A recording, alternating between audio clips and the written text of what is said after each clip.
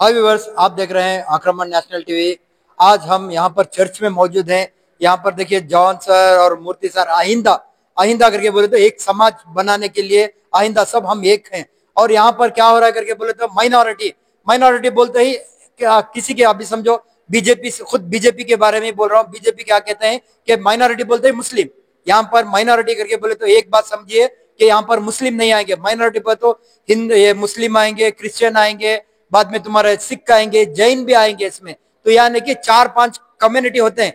तो ये क्या कहते हैं मालूम, माइनॉरिटी बोल के मुस्लिम और हिंदू को लड़ाने की कोशिश करते हैं। तो यहाँ पर माइनॉरिटी अलग नहीं है, तो यहाँ पर 4-5 समाज मिलके आते हैं। तो इसलिए माइनॉरिटी के लिए एक लीडर, सही लीडर चाहिए, क्योंकि जो है बाहर जो हो रहा है धोखा हो रहा है, किसी को मालूम नहीं पड़ रहा कि माइनॉरिटी क्या है करके।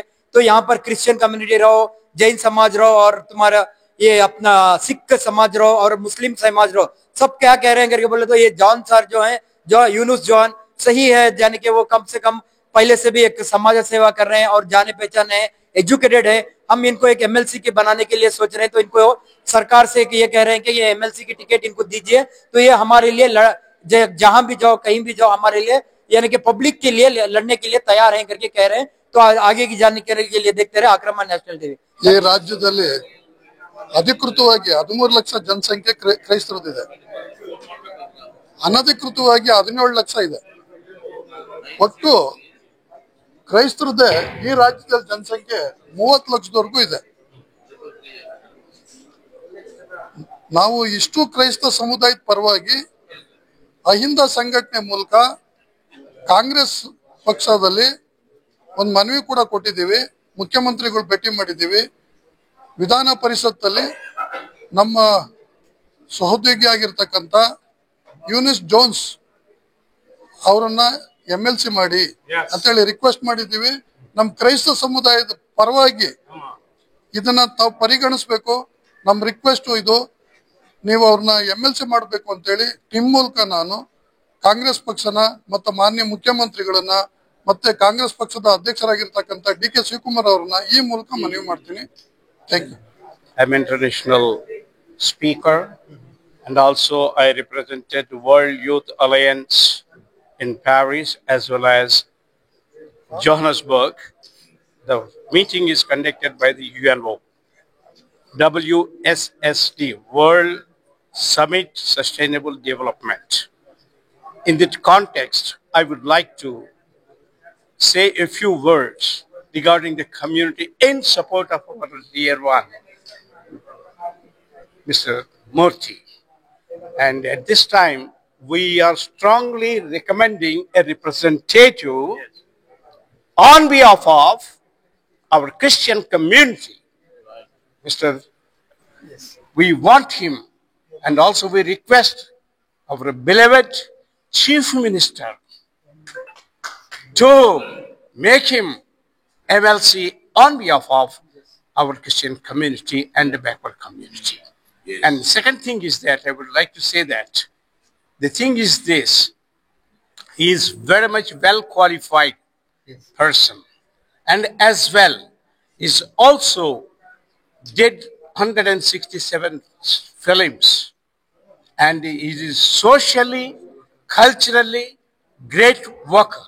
He committed for that work on behalf of our backward community. So this I would like to say, all the best. Take care of your state and community. We wanted to introduce Sir also and encourage our people. And we have a great, good leader in coming days. And because of Christian community, the whole government, we are going to support the whole government for you all. And not only that, society and social work, and helping us through Jones, and is encouraging us. And the government can give a good chance for him to in coming days. May the dear God bless you all. Church. We have Brother Jonas Jones, who is a very young and dynamic leader. He is a man of action, and he has given himself to serve the Christian community, and it is a great joy and it is pleasure for us that we. So I request you, and I 100% recommend for the MLC representing the Christian community in our state. Thank you. And may God bless you. wish you all ಕನ್ನಡದಲ್ಲಿ ಇಷ್ಟೊತ್ತರೆಗೂ ಎಲ್ಲ ಹೇಳಿದ್ರು, correct, ತುಂಬಾ ಒಳ್ಳೇದು, ಪ್ರಶಂಸನೀಯವಾದದ್ದು. ನಾನು ಇದನ್ನ ಕನ್ನಡದಲ್ಲಿ translation ಮಾಡ್ತಾ ಇದ್ದೀನಿ. ನಂದು ಸ್ವಂತ ಏನು ಹೇಳ್ತಾ ಇಲ್ಲ. ಮುಖ್ಯವಾದ ವಿಷಯ ಏನಂದ್ರೆ, ನಾವು ಈ ಸಭೆಯಲ್ಲಿ ನಿಸ್ಸಹಾಯಕತೆಯನ್ನು ನಾವು ತೋಡಿಕೊಂಡಿದ್ವಿ ಅಲ್ವಾ? ನಮಗಾಗಿ ಯಾರು ಇಲ್ಲ. ಫಾರ್ ಎಕ್ಸಾಂಪಲ್, ಚಿಕ್ಕ ಚಿಕ್ಕ ವಿಷಯ, ಕ್ಯಾಸ್ಟ್ ಸರ್ಟಿಫಿಕೇಟ್, 72 ಕ್ಯಾಸ್ಟ್ ಸರ್ಟಿಫಿಕೇಟ್ಗಾಗಿ ಅಪ್ಲೈ ಮಾಡಿದ್ದೀನಿ. ನನ್ನ ಹತ್ರ ಇಲ್ಲಿ ಪ್ರೂಫ್ ಇದೆ. ನನಗೆ ಸಿಕ್ಕಿರೋದು 1.5 ತಿಂಗಳಲ್ಲಿ 21 ವರ್ಕಿಂಗ್ ಡೇಸ್ ಅಲ್ಲಿ ನನಗೆ ಕ್ಯಾಸ್ಟ್ ಸರ್ಟಿಫಿಕೇಟ್ ಬರಬೇಕು. ಆದ್ರೆ ನನಗೆ ಬಂದಿರೋದು ಒಂದೇ ಒಂದು, ಅದು ಪ್ರೂಫ್ ಇದೆ ನನ್ನ ಹತ್ರ. ಅವ್ರ ಟೇಬಲ್ ಮೇಲೆ ಕುತ್ಕೊಂಡಿದೆ. ನಮಗೆ ಮಾಹಿತಿ ಏನಿದೆ ಗೊತ್ತಾ? ಕಾಂಗ್ರೆಸ್ ಕಡೆಯಿಂದ ನಾಯಕರು ಆಫೀಸರ್ಗಳಿಗೆ, ಅಧಿಕಾರಿಗಳಿಗೆ ಇದನ್ನ ನೀವು ಅಪ್ರೂವ್ ಮಾಡಿ ಕಳಿಸ್ಬೇಕು ಅಂತ ಅವರಿಗೆ ಆದೇಶ ನೀಡಿದ್ದಾರೆ. ಆದ್ರೂ ಇವರು ಇವರ ಟೇಬಲ್ ಮೇಲೆ ಯಾವ ಅಧಿಕಾರದ ಮೇಲೆ ಇಟ್ಕೊಂಡಿದ್ದಾರೆ? ಇದನ್ನ ಕೇಳಿದ್ರೆ ಯಾರು?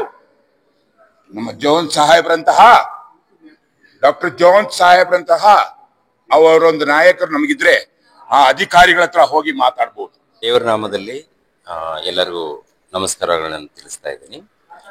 ಮುಖ್ಯವಾಗಿ ಕ್ರೈಸ್ತ ಸಮಾಜಕ್ಕೆ ಅನೇಕ ಅನ್ಯಾಯಗಳು ನಡೀತಾ ಇದೆ. ಇಂಥ ಪರಿಸ್ಥಿತಿಯಲ್ಲಿ ನಾಯಕರು ಖಂಡಿತವಾಗಿ ಬೇಕೇ ಬೇಕು. ನಮ್ಮ ಜೋನಸ್ ಸರ್ ಅವರು ಇದ್ದಾರೆ, ಒಳ್ಳೆ ವರ್ಕ್ ಮಾಡ್ತಾರೆ, ಎಲ್ಲ ಕಡೆ ಹೋಗ್ತಾರೆ, ಎಲ್ಲರನ್ನ ವಿಚಾರ ಮಾಡ್ತಾರೆ. ಅಂಥವರನ್ನ ಒಂದು MLC ಪೋಸ್ಟ್ ಒಳ್ಳೆ ಸ್ಥಾನ ಕೊಟ್ಟಾಗ ಕ್ರೈಸ್ತ ಸಮಾಜಕ್ಕೂ ಒಳ್ಳೇದಾಗುತ್ತೆ ಅಂತೇಳಿ ಮನಸ್ಫೂರ್ತಿಯಿಂದ ನಾನು ದೇವರ ಹತ್ರನೂ ಪ್ರಾರ್ಥನೆ ಮಾಡ್ಕೊಳ್ತಾ ಇದ್ದೀನಿ. ಅಂಥವ್ರಿಗೆ ಒಂದು ಅವಕಾಶ ಕೊಡಬೇಕು. ಯಾಕಂದ್ರೆ ಕೆಲಸ ಮಾಡೋರು ಇದ್ದಾರೆ, ಕೆಲಸ ಮಾಡ್ತಾರೆ, ಕೆಲಸ ಮಾಡೋದಕ್ಕೆ ಸಿದ್ಧರಾಗಿದ್ದಾರೆ. ಅಂಥವ್ರಿಗೆ ಒಂದು ಅವಕಾಶ ಕೊಡಿ ಅಂತೇಳಿ ಹಿರಿಯರಿಗೆ, ಮುಖ್ಯಮಂತ್ರಿಗಳಿಗೆ ಆಗಿರ್ಬೋದಿಲ್ಲ, ಹಿರಿಯ ಸ್ಥಾನದ ಇದ್ದವರಿಗೆ ನಾವು ಕೇಳ್ಕೊಳ್ತಾ ಇದ್ದೀನಿ.